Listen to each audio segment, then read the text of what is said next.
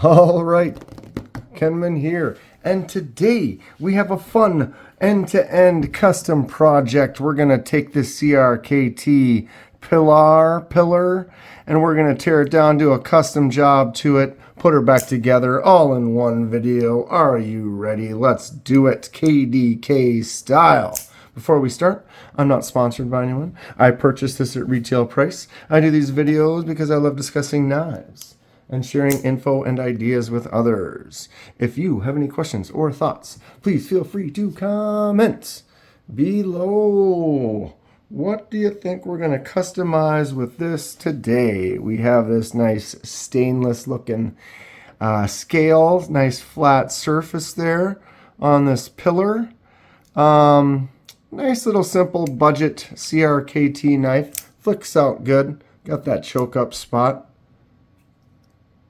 Small little daily carry user. It's got this full length frame lock, but I can still use this thumb pushing down there and flick it out. You can flip the clip to tip up, tip down, but you cannot put it for the lefty side. But we've got this nice show side. That is what we're going to work with today. Let's get some last looks. We'll do a little before and after. Set her right there. Bing and bing. That's what we'll end up with that. Plus the finished product as we complete it. Okay, enough going, Kenman here. Take it apart. Let's zoom out. Set the scene. Nice little mat in case we get anything dirty. Kind of gotten into a habit on the projects of doing this table setting. Maybe it'll be the thumbnail for this photo today. For this video, I mean, whatever. Bing. Take a mental note. There she is. Let's tear it down, see what we've got. All right, so captive pivot is nice. I think she'll be able to then just loosen this side. Yep, that immediately pushed that over. Okay, let's go ahead and start loosening up. Oh, they're spinning on both sides. Can I hold that? I can.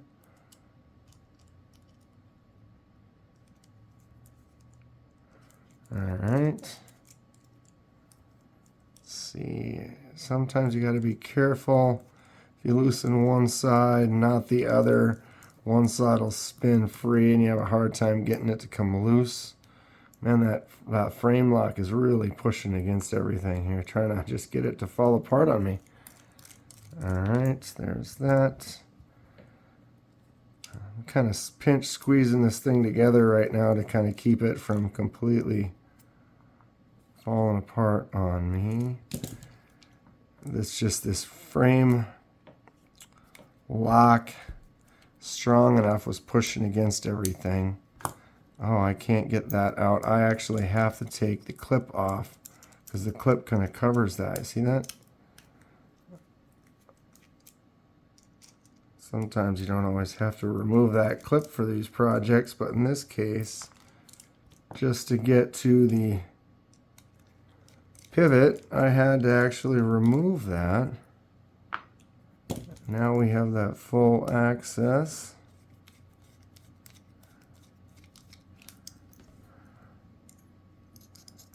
I'll go ahead and bring that out. And why are we not? There we go.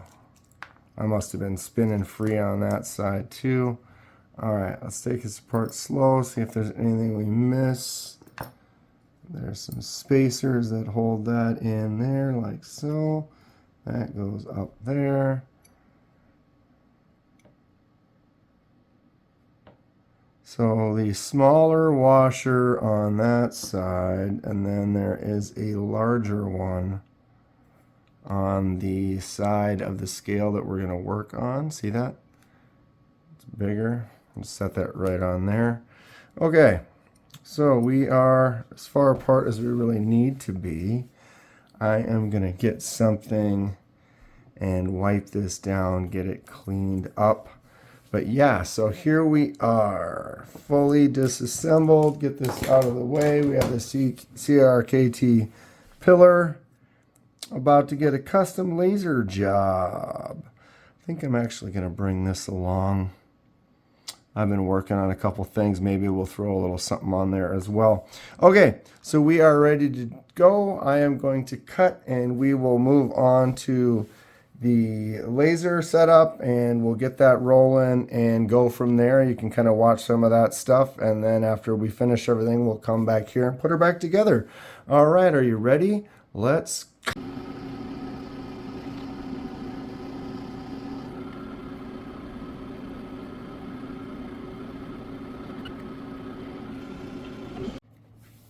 And we're back at the table. Everything's been customized. Let's see how we did get this thing put back together. So you saw that little clip of the laser mark. I kind of designed this, I don't know what you call it, almost a fish scale kind of a pattern. Just a simple, interesting design. Thought it would look nice on here. Nice crisp lines, looked good. I also been messing around with this kind of Maker's logo just for fun. Threw it on the pocket clip, and if you look, it's notice how like it looks like a little bee, a bee's eyes, little nose, and the eyes, and the antenna. And if I can get it in focus, notice how the eyeballs kind of turn blue, and kind of oily and gold right there. And if we turn it this way, it's a KDK. But kind of changed up the hatch on those triangles and tried to change the power so that it'd leave that kind of oily kind of look. What's everyone think? Little Maker's mark, just messing around, testing stuff out. Right? You see those on a lot of knives by the designers. Let's see if I can get this put back together. Do we enjoy these all-in-one customizations? Hit the like button. Subscribe if you would like to see more. So these barrels drop through, but the screws do not. Then I can drop this spacer on there, and hopefully that'll hold.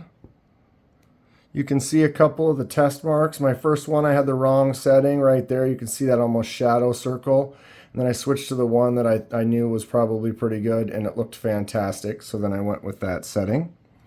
It's always nice to do a couple tests before you actually make the mark in case, because every material and the surface on the material can react a little differently with the laser. So you gotta kind of pay attention to that.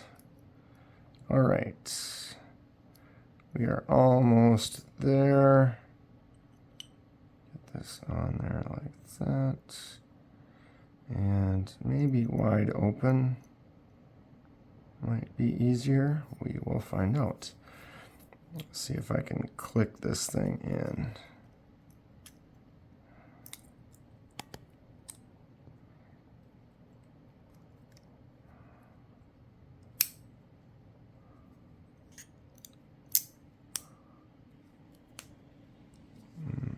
Almost. Let's see if I can tweak that over and in. Maybe remove the pressure.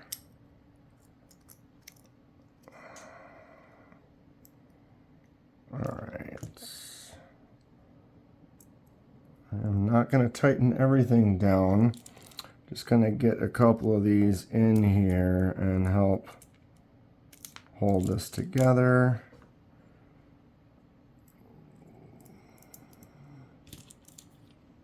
Usually liner lock, frame locks,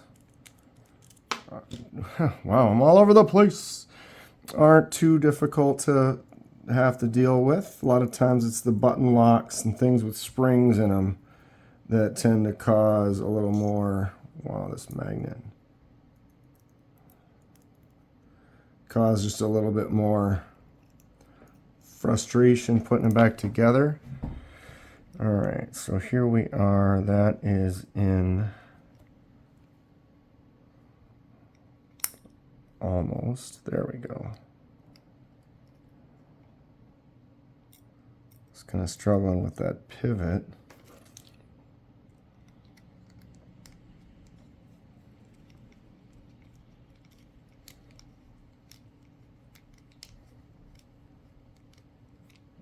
Okay, almost. No.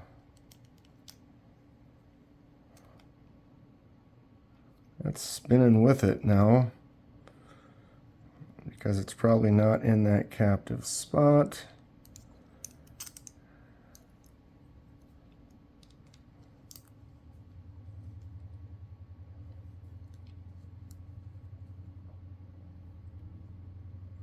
Is there no captive? Please. I'm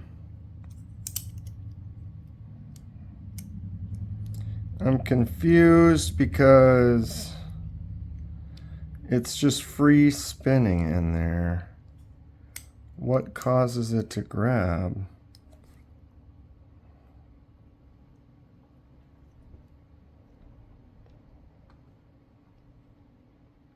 Right?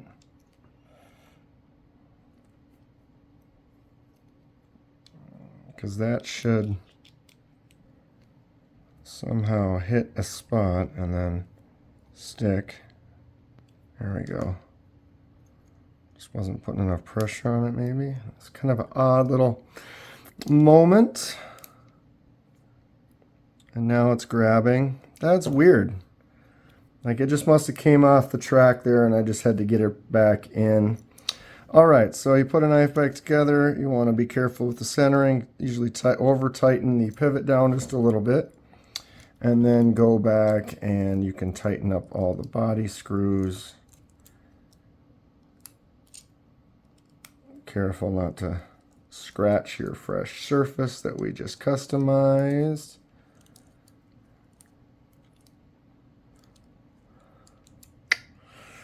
And we're getting a little bit of a free spin on this one here with this barrel. There we go. Boom. Not often that happens, but once in a while you got to get in there with a tool on both sides. It's kind of annoying, but once it gets some friction, man, this tip does not want to stay in this driver.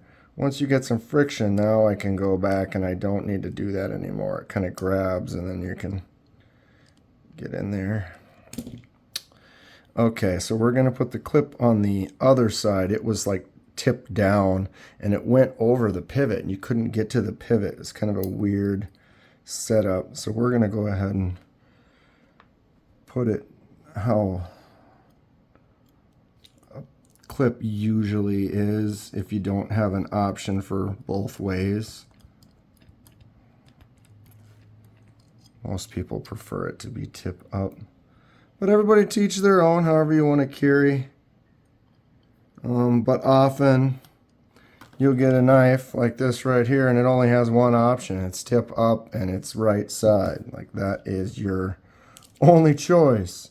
So depending, you don't always have an option. I am struggle busing today. This, I never really had an issue with this falling out of this driver. I'm not sure what my deal is. So with pocket clip, because they're right next to each other, you get one tight, you generally need to go to the other one and then tighten it again. They kind of relieve pressure from each other being so close. All right, what do we think about that Kenman custom section right there? Okay, so now we want to loosen this, but not so much that it's loose when it's open. All right, but right now it's a little stiff. Loosen it up a little bit more. Get this out of our way. Still solid. Feels a little stiff, but we're getting there. Maybe loosen this up just a little bit more. Oh, just a little too much that time. If it gives you a little bit of a wobble, now we're solid. That's where you want it to be. Looks like I could tighten that down just a little bit more. Boom. There it is. All right. Needs to be a little tighter if I want it to be centered. There we are. Blade centered.